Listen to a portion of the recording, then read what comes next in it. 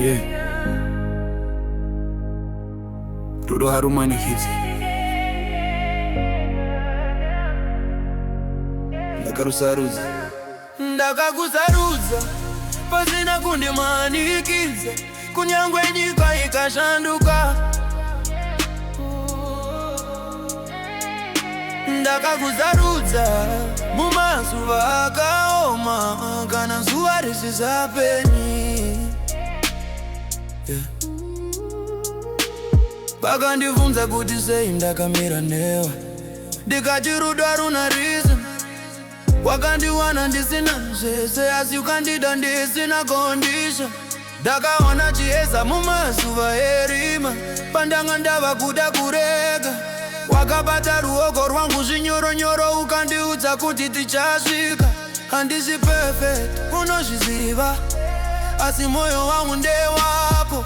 Kana nyika ikandipandukira, ini ndichamira newe. Ndakakusarudza pasina kundimanikiza, nyangwe nyika ikashanduka.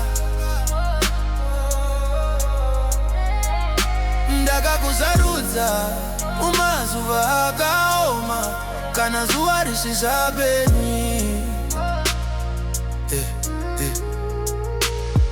Rudo rwedu harudi stage, harudi applause. Runongoda chokwadi neusiku nehope. Takatanga tisina kana chinhu wasi tine zviroto. Kana tekawira tinosimuka pamwe chete kuti ndega.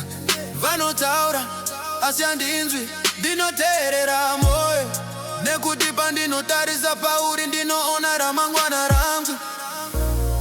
Kana ndikarasika nzira, ndibate ruoko rwangu. Kana ndikaneta nekufamba, ndive kima yangu.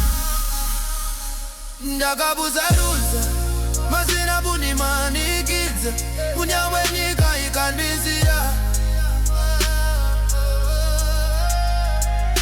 Ndakakusarudza yemoyo wese, rudo rwangu haruna nguva.